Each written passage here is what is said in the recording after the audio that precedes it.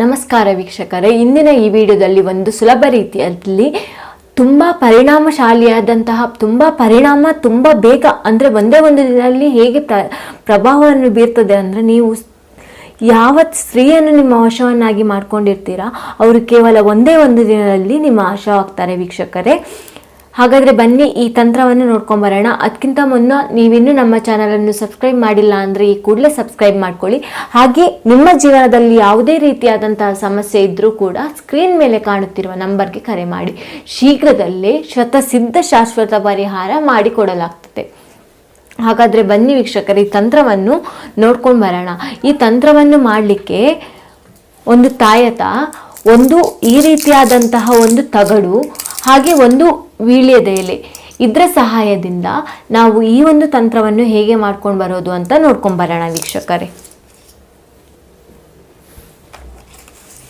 ಮೊದಲಿಗೆ ನೀವು ಹಾಳೆಯಲ್ಲಿ ಈ ರೀತಿಯಾಗಿ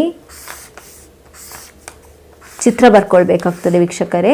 ಈ ರೀತಿಯಾಗಿ ಬರ್ಕೊಂಡ ನಂತರ ಇಲ್ಲಿ ನೀವು ಯಾವ ಸ್ತ್ರೀಯನ್ನು ನಿಮ್ಮ ವಶವನ್ನಾಗಿ ಮಾಡ್ಕೋಬೇಕು ಅಂದ್ಕೊಂಡಿರ್ತೀರಾ ಅವರ ಹೆಸರನ್ನು ಈ ಮಧ್ಯದ ಕೋಣೆಯಲ್ಲಿ 3 ಕೋಣೆಯಲ್ಲಿ ಬರಿಬೇಕಾಗ್ತದೆ. ಹಾಗೆ ಇಲ್ಲಿ ರಿಮ್ ರಿಮ್ ರಿಮ್, ಇಲ್ಲಿ ಶ್ರಿಮ್ ಶ್ರಿಮ್ ಶ್ರಿಮ್, ಈ ರೀತಿಯಾಗಿ ಬರೆದ ನಂತರ ಇಲ್ಲಿ 16, 31, 45, 76, 18, 21, 34, 52, 68, 19, 11, 14 ಇದೇ ರೀತಿಯಾಗಿ ನಂಬರನ್ನು ಬರ್ಕೋಬೇಕಾಗ್ತದೆ ವೀಕ್ಷಕರೇ. ಇದೇ ರೀತಿಯಾಗಿ ಬರ್ಕೊಳ್ಬೇಕಾಗ್ತದೆ.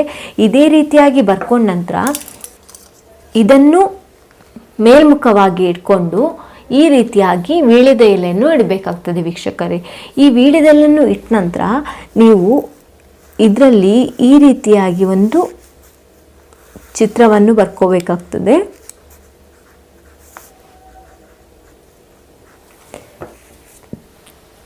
ಈ ರೀತಿಯಾಗಿ ಒಂದು ಚಿತ್ರವನ್ನು ಬರ್ಕೋಬೇಕಾಗ್ತದೆ. ಈ ರೀತಿಯಾಗಿ ಚಿತ್ರವನ್ನು ಬರ್ಕೊಂಡ ನಂತರ ಇದರಲ್ಲಿ ಸ್ತ್ರೀಯ ಹೆಸರು ಮತ್ತು ನಿಮ್ಮ ಹೆಸರು,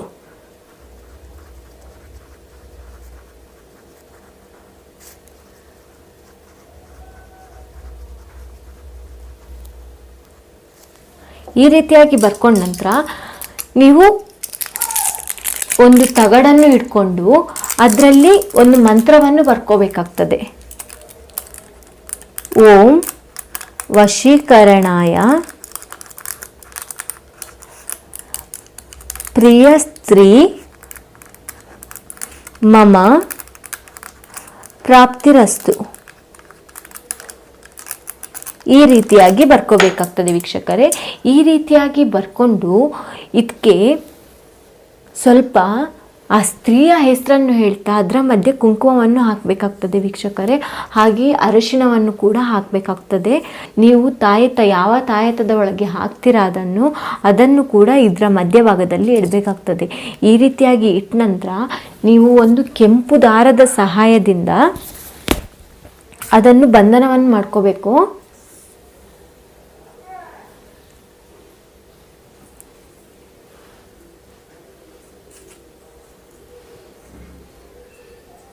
ಈ ರೀತಿಯಾಗಿ ಬಂಧನವನ್ನು ಮಾಡ್ಕೋಬೇಕಾಗ್ತದೆ. ಈ ರೀತಿಯಾಗಿ ಬಂಧನವನ್ನು ಮಾಡ್ಕೊಂಡ ನಂತರ ನಾನು ಒಂದು ಮಂತ್ರವನ್ನು ಹೇಳ್ಕೊಡ್ತೇನೆ. ಅದನ್ನು 21 ಬಾರಿ ನೀವು ಶ್ರದ್ಧಾ ಭಕ್ತಿಯಿಂದ ಹೇಳಬೇಕಾಗ್ತದೆ. ತ್ವಯಾ ಋತ್ವಾ ವಶೀಕರಣಾಯ ಮಕುಟಂ, ತ್ವಯಾ ಋತ್ವಾ ವಶೀಕರಣಾಯ ಮಕುಟಂ, ತ್ವಯಾ ಋತ್ವಾ ವಶೀಕರಣಾಯ ಮಕುಟಂ. ಈ ರೀತಿಯಾಗಿ 21 ಬಾರಿ ನೀವು ಶ್ರದ್ಧಾ ಭಕ್ತಿಯಿಂದ ಈ ಮಂತ್ರವನ್ನು ಹೇಳಬೇಕಾಗ್ತದೆ. ಈ ಮಂತ್ರವನ್ನು ಹೇಳಿದ ನಂತರ ನೀವೇನು ಈ ತಗಡಿನಲ್ಲಿ ಹೆಸರು ಬರೆದಿರ್ತೀರಲ್ಲ ಆ ತಗಡನ್ನು ಈ ರೀತಿಯಾಗಿ ಮಡಿಸ್ಬಿಟ್ಟು ತಾಯತದ ಒಳಗೆ ಹಾಕ್ಕೊಂಡು ತಾಯತದಿಂದ ಬಂಧನವನ್ನು ಮಾಡ್ಕೋಬೇಕಾಗ್ತದೆ. ಈ ರೀತಿಯಾಗಿ ಬಂಧನವನ್ನು ಮಾಡ್ಕೊಂಡ ನಂತರ ವೀಕ್ಷಕರೇ, ಪರಪುರುಷ ಹಾಗೆ ಪರಸ್ತ್ರೀಯು ಕಾಣದಂತಹ ರೀತಿಯಲ್ಲಿ ನೀವು ಕತ್ತಿನಲ್ಲಿ ಹಾಕೋಬೇಕಾಗ್ತದೆ ವೀಕ್ಷಕರೇ. ಒಂದು ವೇಳೆ ಯಾವ್ದು ನೋಡಿದ್ರೆ ಆದ್ರೆ ಇದರ ಶಕ್ತಿ ಕಮ್ಮಿ ಆಗ್ತದೆ ವೀಕ್ಷಕರೇ. ಜಾಗರೂಕತೆಯಲ್ಲಿ ಹಾಕೋಬೇಕಾಗ್ತದೆ ವೀಕ್ಷಕರೇ. ಈ ರೀತಿಯಾಗಿ ಮಾಡಿದ ನಂತರ ಇದನ್ನು ಧರಿಸಿದ ಒಂದೇ ದಿನದಲ್ಲಿ ನಿಮಗೆ ಆ ಸ್ತ್ರೀಯು ನಿಮ್ಮ ವಶವಾಗುವುದು ಕಾಣ್ತದೆ ವೀಕ್ಷಕರೇ. ಆದರೆ ನೀವು 21 ದಿನಗಳ ಕಾಲನೂ ಈ ತಾಯ್ತವನ್ನು ಹಾಕೊಂಡಿದ್ರೆ ಒಳ್ಳೆಯದು. ಏನಕ್ಕಂದರೆ ಆ ಸ್ತ್ರೀಯು ನಿಮ್ಮ ವಶವಾಗಿರ್ತಾರೆ ಯಾವಾಗಲೂ. ಇಲ್ಲ ಅಂದರೆ ಅದು ಉಲ್ಟ ಹೊಡೆಯೋ ಸಾಧ್ಯತೆ ಇದೆ ವೀಕ್ಷಕರೇ.